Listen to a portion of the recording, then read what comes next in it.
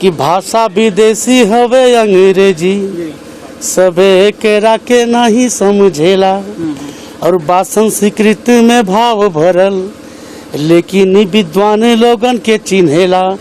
हिंदी है राष्ट्र भाषा हमारी, लेकिन रस टोपे टोपे ही चुएला, और बाहर भोजपुरी हमारी, गगरी गगरी रसवा भभकेला। नमस्कार, स्वागत है आपका सॉलिड इंटरव्यू में। मैं हूं आपके साथ अर्जुन वेदांत। ये कुशीनगर समाचार और संवाददाता लाइव की खास पेशकश हम लेकर आए हैं। यहाँ पर हम बात करते हैं किसी खास व्यक्तित्व से जिसका आपके जीवन में खास प्रभाव होता है। आज ऐसे ही व्यक्तित्व हमारे साथ हैं, भोजपुरी फिल्मों के जाने माने कलाकार और विलेन तो हैं ही, साथ साथ कॉमेडी रोल के लिए इनको 200 से भी अधिक फिल्मों में आप इनको देख चुके हैं और लगातार ये नई फिल्में बना रहे हैं। अब कोविड का काल जो है वो खत्म हो चुका है, फिर से नई फिल्में रिकॉर्ड होनी शुरू हो चुकी है। आज हमारे साथ महान कलाकार सीपी भट्ट जी मौजूद हैं। इनसे हम बात करेंगे और जानेंगे इनकी जर्नी कैसी रही और कुछ टिप्स भी लेंगे कि भोजपुरी में अगर आप जाना चाहते हैं तो किस तरह आप जा सकते हैं। बहुत बहुत स्वागत है आपका हमारे चैनल में। सबसे पहले चैनल के सभी दर्शकों को और अपने सभी देवतुल्य दर्शकों को सीपी भट्ट का प्रणाम, नमस्कार जी। आपका एक एजुकेशनल बैकग्राउंड काफ़ी स्ट्रांग रहा है, आपने LLB किया है, प्रैक्टिस भी किए थे, तो फिर इस लाइन में कैसे आना होगा, भोजपुरी फिल्मों में कैसे आना क्या कि एजुकेशन का मतलब ये नहीं कि हम सिर्फ नौकरी के लिए पढ़ाई करते हैं जी। एजुकेशन अपने आप को मजबूत करने के लिए हमको जानकारी होनी चाहिए। और हमारे विधा में एजुकेशन का कुछ लोग एक भ्रांति है कि इसमें एजुकेशन का इम्पोर्टेंस नहीं है। इम्पोर्टेंस है, आप चीज़ों को डेप्थ में जानने के लिए आप जाना पड़ता है। ठीक है, आप कर के जाइए, लेकिन आपको पढ़ना जरूरी है। आपको किसी हिस्टोरिकल चीज़ के बारे में पूछा जाए तो वो जानकारी होगी तो ही बता पाएंगे आप।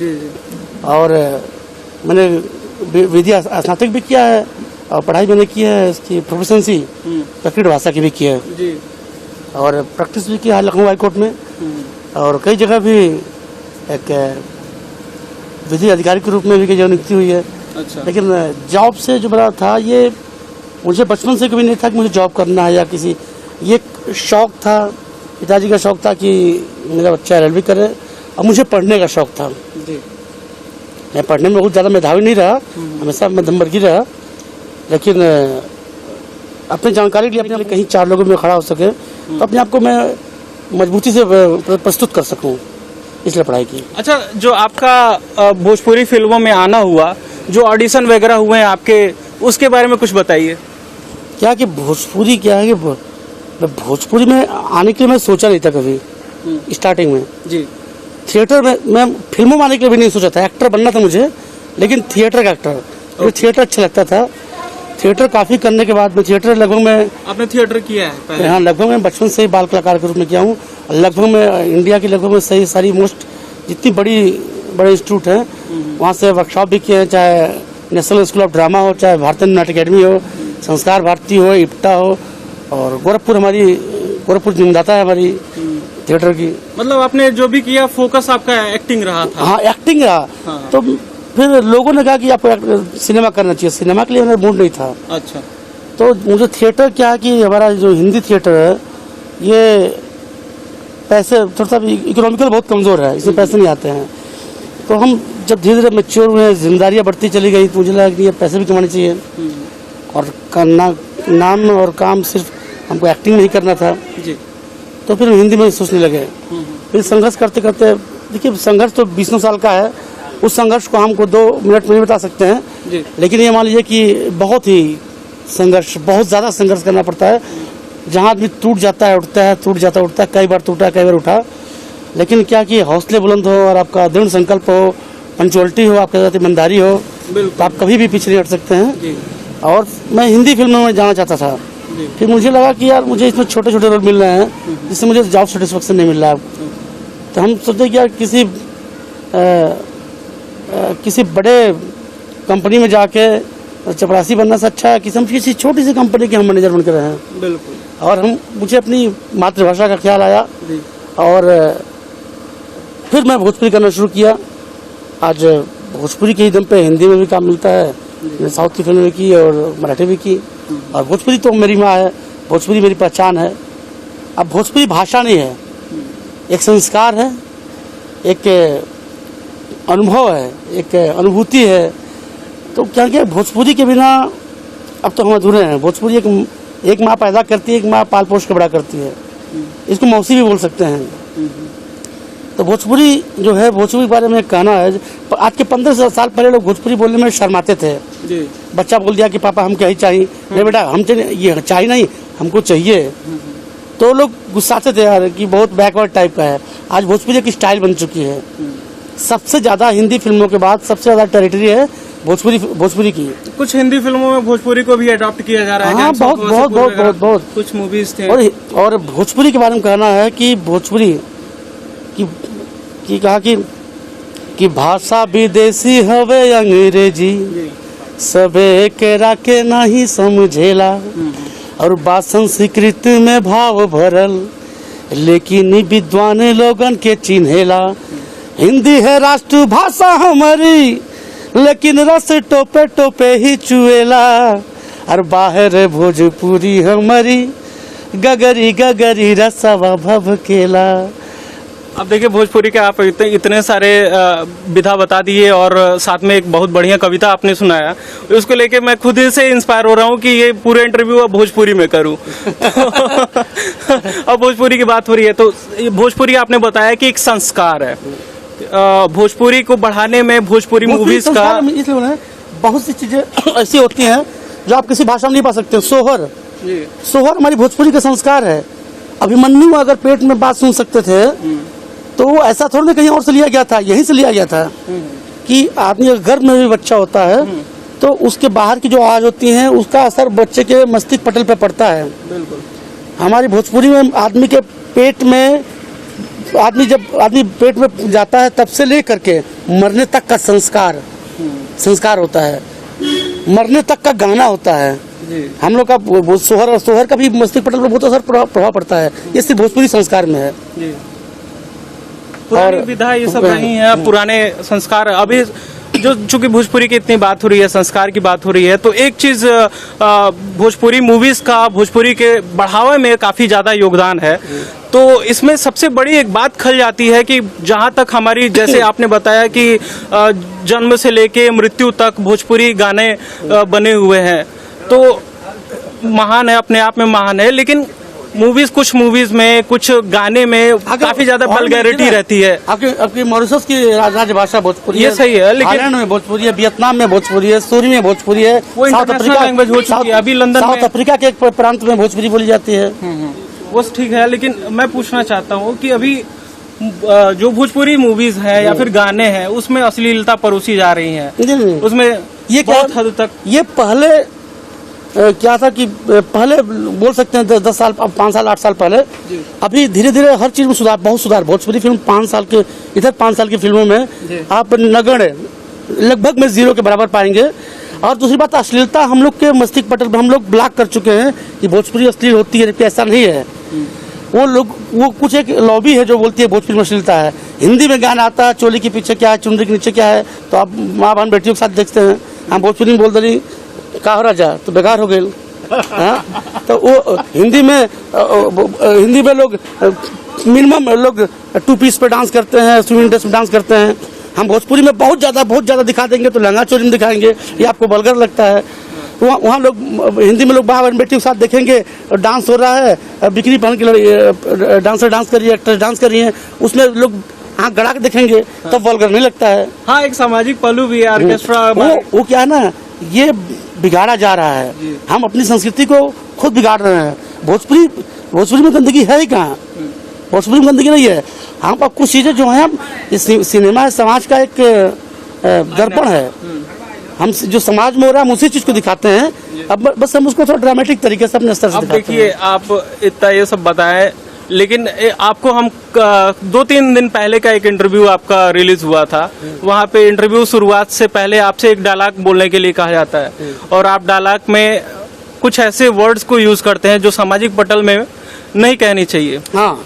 और आप कह रहे हैं कि क्या वो वल्गैरिटी नहीं है उसमें? हाँ, कुछ है कि आपके मुंह में समथिंग करके कुछ था? वो फिल्म एक बायोपिक थी, किसी के ऊपर बनी थी। उस भाषा का प्रयोग उस तरह का व्यक्त करता था जी तो किसी की बायोपी थी तो हम वो अपने मर्जी से नहीं बोले। अगर हम राम की भूमिका में हैं तो राम के आचरण को हम ग्रहण करेंगे, रावण की भूमिका में है तो रावण के आचरण को ग्रहण करेंगे। उसमें मैं रावण की भूमिका में था, करेक्ट मतलब विलन की भूमिका में था। एक बहुत बड़े बिहार के स्टोरी है उसके ऊपर था।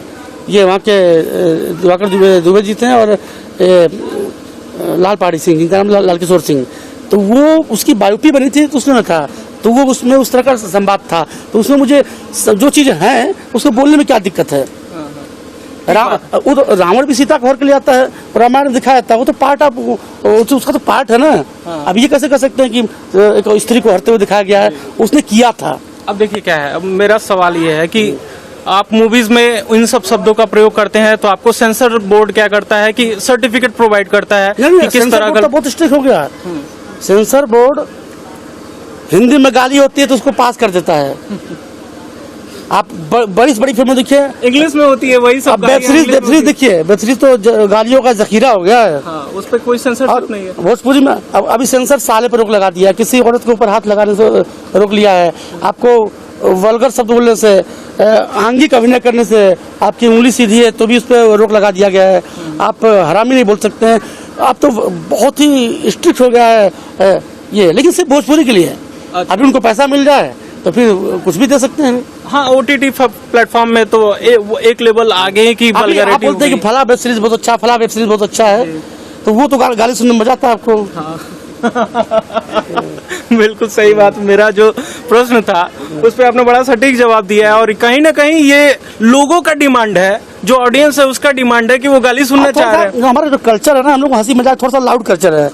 अब कोई ससुराल से रहा कहा सरव होता ना मर्दबा कहाँ रहा, तो हमारा थोड़ा सा कल्चर भी तो है, थोड़ा सा हंसी मजाक करने वाला। बिल्कुल। अभी देखिए कोविड के सिचुएशन में बहुत पूरी इंडस्ट्री, पूरे लगभग जितने भारत के या फिर विश्व की इंडस्ट्री है वो बर्बाद ही चल रही है। सिनेमा इंडस्ट्री काफ़ी ज़्यादा प्रभावित हुई है। ऐसे में बहुत सारे अभी सिनेमा हॉल्स हैं वो बंद सरकार करी हुई हैं, और लेकिन अभी मूवीज़ जो है शूटिंग चल रही हैं। तो ऐसे में सिनेमा का क्या भविष्य दिखता है और भोजपुरी सिनेमा का क्या भविष्य दिख रहा है? देखिए भोजपुरी सिनेमा तो कहीं बंद होने वाला नहीं है जी। भोजपुरी सिनेमा अपने अभी बहुत ऊंचाई पे जाना है इसको। सारी इसमें बड़ी बड़ी कंपनियां आ रही हैं और मल्टीनेशनल कंपनियां भी आ रही हैं। अभी बिफोर भी आ गया, जी भोजपुरी आ गया, और काफ़ी बड़ी बड़ी इसमें ब्रांड कंपनियां भी आ रही हैं। तो भोजपुरी अभी बीच में तो सबके लिए दिक्कत थी। दिक्कतें जो थी अभी जब से लॉकडाउन हुआ, लॉकडाउन से लेकर अभी तक, मतलब ऐसा नहीं कि भोजपुरी सिनेमा को, हर सिनेमा को दिक्कत हुई, और हर चीज़ें डिजिटल हो जा रही हैं। हर आदमी मोबाइल पे देखना चाह रहा है। अब फर्क ये पड़ता है कि इसमें सबसे ज़्यादा नुकसान जो हुआ हमारी इंडस्ट्री को हुआ। सीरियल से सिर्फ 1000 करोड़ रुपए पर डे का नुकसान था जी। कलाकार विषम परिस्थितियों में, कलाकार गवर्नमेंट को सपोर्ट करता है, 25 करोड़, कोई 10 करोड़, कोई 5 करोड़, आप जोड़ लीजिए सैकड़ों करोड़ रुपए लोगों को मिला जी। नौकरी वाले तो नौकरी पे आधा तनख्वाह पा रहे हैं, दुकानदार हैं वो अपना काम करके उनका दुकान शुरू हो गया। कलाकारों का क्या हुआ? वो तो बेरोजगार हो गए, भूखे मर रहे हैं। हर आदमी स्टार नहीं होता, हर आदमी की दुकान नहीं चल रही होती है ना। इसमें कुछ संघर्षरत कलाकार हैं, कुछ अभी बेचारे शुरुआत किए थे, वो तो पलायन, उनकी पलायन उनकी मजबूरी बन गई है। उनका भी तो पेट है, नाम तो हो गया स्टार, लेकिन अब घर में भूजी भांग नहीं है। अब उन चीजों को, इस पर गवर्नमेंट को ध्यान देना चाहिए। अभी इसी से संबंधित एक अभी बता दूं मैं, अगर सबसे ज्यादा कर इंडस्ट्री देती है, हम लोग 50% से एबव देते हैं, मनोरंजन टैक्स देते हैं 50% से एबव, कोई भी नहीं आदमी देता है। सिनेमा हॉल में होगा सबसे पहले, आज जबरदस्ती इतना लोग हमको इतना टैक्स देना है, वरना नहीं करेंगे। और जब विषम परिस्थितियां हैं, अभी कलाकारों के लिए कुछ नहीं किया, गवर्नमेंट ने भी कलाकारों के लिए कुछ भी नहीं किया। आखिर में आए दिन आत्महत्याएं आ रही हैं, डिप्रेशन के शिकार हो जा रहे हैं, कई लोग मेंटली डिसीज उनके अंदर हो गया। तो अभी हम आपको सपोर्ट भी कर रहे हैं, हर तरह सपोर्ट कर रहे हैं। अगर बाढ़ आ रही है तो सबसे पहले सपोर्ट कर रहे हैं, भूकंप आ रहा सपोर्ट कर रहे हैं, कोरोना काल में सपोर्ट कर रहे हैं। तो अभी हम भी तो विषम परिस्थितियों में हैं। हर कलाकार तो अक्षय कुमार हो नहीं सकता, या हर कलाकार तो बिगनिंग से सब लोग का तो जो लोअर है या अपर लोअर है, उन कलाकारों के बारे में तो लोगों को सोचना चाहिए। तो वो बहुत विषम परिस्थितियों में पलायन हो रहा है। अगर ये कलाकार पलायन कर गए तो समझ लीजिए कि संस्कृति का नाश हो जाएगा, और जिस देश की संस्कृति खत्म हो गई वो देश खत्म हो जाएगा। तो अगर आपकी सोच, कहा गया कि देश या मनुष्य के विकास के लिए सोच नहीं और संस्कृति पुरानी होनी चाहिए। हम अपने साथ की संस्कृति रखते हैं। लोग भोजपुरी, आज भोजपुरी लोग बोलना शुरू कर दिए। गमछा के लिए कितना होता है, हम लोग गमछा शुरू कर दिए। आज कोई भी रियलिटी शो हो बिना भोजपुरी के आगे नहीं बढ़ सकता है। चाहे कोई भी स्टार हो, चाहे अमित जी हो, चाहे गोविंदा हो, शाहरुख खान हो, सलमान खान हो, जब भोजपुरी कल्चर से लेकर उनको प्रेजेंट किया जाता है तो जाके बड़े स्टार बन गए। तो वो चीज़ें हैं। तो हम तो रिक्वेस्ट करेंगे सभी लोगों से कि अपने मातृभाषा के लिए काम करें, और सरकार से भी रिक्वेस्ट, प्रार्थना, अनुरोध, गुजारिश जो भी समझ लें कि कलाकारों के लिए, हमारे इंडस्ट्री के लिए भी सोचिए, क्योंकि अभी लोग बहुत बदवासी में जी रहे हैं। अभी जो है आपका एक और पहलू है कि आप पॉलिटिकल थोड़ा सा इंटरेस्ट दिखाते हैं, तो किस पार्टी में इंटरेस्ट दिखाते हैं? देखिए क्या है कि पॉलिटिकल इंटरेस्ट क्या है कि मैं, पॉलिटिकल तो हर आदमी होता है, बस उसकी इच्छा कब जागरूक होती है। कहते हैं ना कि हम अकेले किसी का सपोर्ट, मान लीजिए 4 आदमी सपोर्ट कर सकते हैं, 5 आदमी सपोर्ट कर सकते हैं, लेकिन हमको कुछ बड़े स्तर पर किसी को हेल्प करना है या बड़े स्तर पर मुझे कुछ सुधार करना है, तो हमारे पास पावर चाहिए। और हम गवर्नमेंट के साथ कंधा से कंधा मिला चलेंगे तभी काम होगा। और दूसरी बात क्या है कि लोग कहते हैं कि राजनीति गंदी नहीं होती। कभी कोई क्षेत्र गंदा नहीं होता है। गंदा हम आप होते हैं, उसके करने वाले होते हैं। अगर अच्छे लोग राजनीति में नहीं जाएंगे तो बुरे लोग हमारे ऊपर शासन करेंगे ही करेंगे। लोग कहते हैं यार पढ़ लिख के राजनीति जाने लायक नहीं है। अरे भाई क्यों नहीं जाएंगे आप? आपको जाना चाहिए। आप भी, आदि पैदा होता है उसके मातृ ऋण, पुत्र ऋण, पितृ ऋण, कन्या ऋण, और समाज के प्रति, देश के प्रति, सबके प्रति कर्तव्य होता है। आपका भी कर्तव्य होता है कि अपना पेट मत पालिए। वो तो कुत्ता और सुअर भी पाल लेते हैं। समाज के लिए क्या कर रहे हैं? और निसंदेह मुझे राजनीति में मेरा इंटरेस्ट है, अब मुझे जाना भी है। और कौन सी पार्टी प्रेफरेंस है आपकी? पार्टी, जो भी पार्टी राष्ट्रहित में काम करेगी उस पार्टी रहेगी हमारी। अभी तो गमछा आपका कुछ और बता रहा है। गमछा आपको जो बता रहा है बता दीजिए, फिर हम उसके बारे में बता दें। अभी मैं कंफ्यूज हूँ क्योंकि गमछा आपका कुछ और बता रहा है और अभी थोड़ी देर पहले आपने सरकार से ही सवाल उठाया। गमछा जो है ये बीजेपी का भी प्रतीक है, हिंदुत्व का भी प्रतीक है। हम ब्राह्मण हैं, ये परशुराम जी का भी प्रतीक है। ठीक है, आप रंग को कैसे बांट सकते हैं? रंग से आप पार्टी डिसाइड नहीं कर सकते हैं। आप तो, ये तो आप लोग नहीं है। आप चलो नारियल है तो हिंदू का है, और खजूर है तो मुस्लिम का है, हरा रंग है तो मुस्लिम हो गए, और भगवा रंग है तो हिंदू हो गए। तो आप लोग डिसाइड किया ना। हम तो एक रंग पहने हैं बस। हम तो बस एक भगवाधारी आदमी है। अब जो भी आप समझ लें। और राष्ट्रहित जो पार्टी करेगी उससे लड़ेंगे चुनाव। आप राष्ट्रहित में कौन सी पार्टी करती है ये आप बताइए, जनता बताइए। अब देख लीजिए कितने समझदारी से ये प्रश्नों को जवाब दे रहे हैं। यहाँ पे जितने भी सवाल मैंने पूछा काफी ज्यादा उसको घुमा फिरा के इन्होंने अपना ऑब्जेक्टिव कंप्लीट कर दिया है। तो ये काफी ज्यादा एक कह सकते हैं कि एक ब्रिलियंट आर्टिस्ट तभी बन सकता है जब ब्रिलियंट दिमाग हो, और ये यहाँ पे प्रमाण है। ये मूवी एक मैथो टच करके है, धार्मिक मूवी है। आपके क्वेश्चन का भी जवाब सीखा कि भोजपुरी में अश्लीलता है। ये आशीर्वाद छठी मैया के पार्ट 2। अच्छा। ये बिल्कुल एक बहुत ही धार्मिक मूवी है और बहुत अच्छी स्टोरी है। और इसके जो निर्माता हैं हमारे भोजपुरी जगत के माने जाने PRO हैं और बहुत ही अच्छे व्यक्तित्व के धनी हैं उदय भगत जी, जो इसके निर्माता हैं। और जिसके निर्देशक है भोजपुरी के सुभाष घई कहने जाने वाले बहुत अच्छे एक शोमैन हैं। इनकी काफी बड़ी फिल्में हैं, पटना टू पाकिस्तान, मोकामा, अभी उनकी फिल्म मुकद्दर का सिकंदर, मजदू मोटर वाला, पहली नजर का प्यार, और ठीक है, बहुत सी फिल्में उनकी है। और बहुत ही ग्रेट डायरेक्टर हैं। और कई कलाकार हम हैं, इसमें अमित शुक्ला जी हैं। और आदमी को इस स्टोरी के माध्यम से भी एक मैसेज दिया जाता है कि आपस में जेलसी मत कर। आज भाई भाई का हक मार ले रहा है, तो एक परिवार में ही जो विघटन हो रहा है। हम लोग देश की एकता की बात करते हैं, सबसे पहले अपने आप को तो एक कीजिए, अपने परिवार को तो एक सूत्र मानिए। तो परिवार का जो विघटन होता है उसमें छोटे छोटे क्या कारण होते हैं। आदमी कोई यहाँ से कोई प्रॉपर्टी लेके जाता नहीं है, ऊपर जाता है तो फिर भी एक जेलसी भरी हुई है दूसरे के प्रति। तो बहुत धार्मिक फिल्म है। और ये कुशीनगर में पटौना में शूटिंग हो रही है। और सबसे बड़ी बात है, ये शूटिंग हम लोग गवर्नमेंट के परमिशन पे सोशल डिस्टेंसिंग का पालन करते हुए बिल्कुल सही तरीके से कर रहे हैं, जिसमें किसी को कोई दिक्कत ना हो।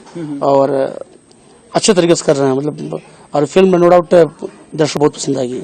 चलिए, भोजपुरी जो है वो तो अपने आप में भाषा पर्याप्त तो पूरा इंटरनेशनल लैंग्वेज हो चुकी है, और ये जो मूवी है चूंकि नाम के शीर्षक में ही है छठी मैया का आशीर्वाद छठी मैया का है, तो छठी मैया जो है बिहार के लिए और अब तो इंटरनेशनली उनको भी पूजा जाता है।